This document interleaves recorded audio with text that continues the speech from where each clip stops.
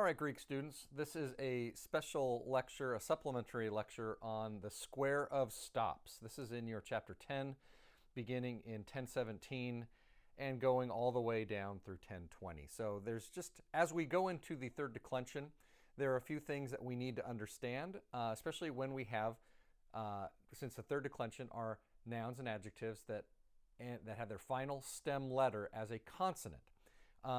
There are certain consonants that have a special relationship when they are followed by a sigma, which is a case ending that we're going to see in the third declension. And so just to walk through this, I just want to look at this. You can open up in your book as well, 10.19, the square of stops.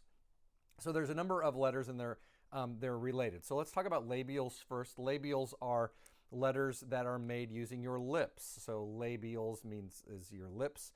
And so your labials are P,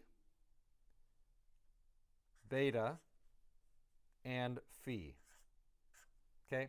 P, beta, and phi. And you can see if you just make the p sound, it's without using your vocal cords. Try it. Make a p sound. No vocal cords are used. You're just using your lips. But if you add your vocal cords to that p sound, it becomes b. So you add your vocal cords to a unvoiced P and it becomes a beta. And then if you breathe through it, if you aspirate, then it becomes, you do that same p sound and you breathe through it, it becomes phi. So there you go. So P, beta, and phi, that is, that's our first, those are our labials in the square of stops. And what we're building to here is what happens when you add a sigma on the back side of that. And so we're going to get to that as soon as we fill out the whole chart, but that's what we're trying to get to. All right. So labials are P, beta, and phi. Say p, b, f. Great. All right. Second category are what we call velars. Velars are use the roof of your mouth to make a velar sound. And so velars are kappa,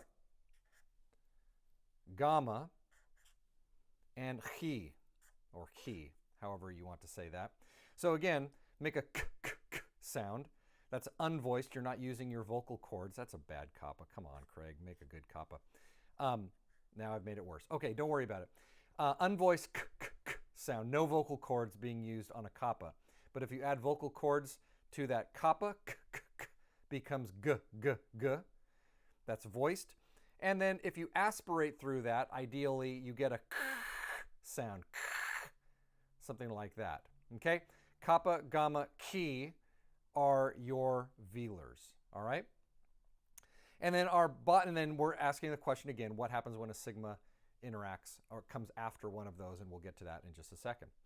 To round out our square of stops is we have our dentals. Our dentals are sounds that we make using kind of the ridge of your gums right above your teeth. So dentals, either your teeth or the ridge of right above there.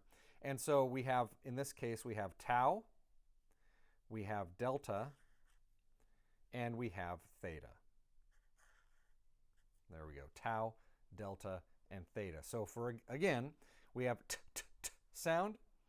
If you add that's unvoiced, if you add your vocal cords to it, it becomes d. So t, d. And then if you breathe through it, you aspirate, it becomes f. So t, d, f. Say that with me. T, d, f.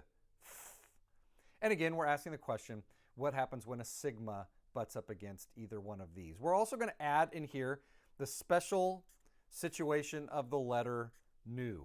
Okay, so we're going to add all that into here, and we're just going to walk through the square of stops. And this is really what we want to do, because there are some nouns and adjectives that end in either a p, a beta, or a phi, or a kappa, gamma, or chi, or a tau, delta, or theta, or a nu. Okay, and what happens then when a sigma case ending gets tacked onto that? And so what we're going to find is that if you have a P, a beta, or a phi as your final stem letter in a noun or an adjective, then that P, beta, or phi, when a sigma ending is added on, that becomes a psi. And you can get it because it's p, s, ps, or bus, or fs. It becomes psi. Okay? So that will become psi. Velars. If you have a velar that adds on a sigma to it, a kappa sigma or a gamma sigma or a chi sigma, and that will become a kasi. Kasi. You get it? Ks, ks, or gus, or ks. That becomes a kasi.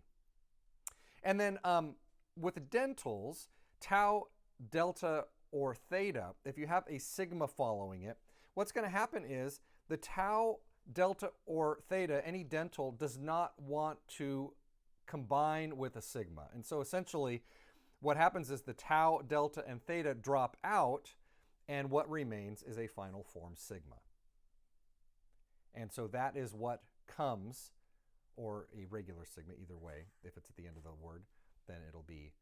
But all that to say, these drop out if a sigma follows them. Okay? So as we understand that, what happens with nouns or adjectives with a final stem letter that is one of a stop, what you get is you either get a psi, a kasi, or it will drop out and will form a sigma.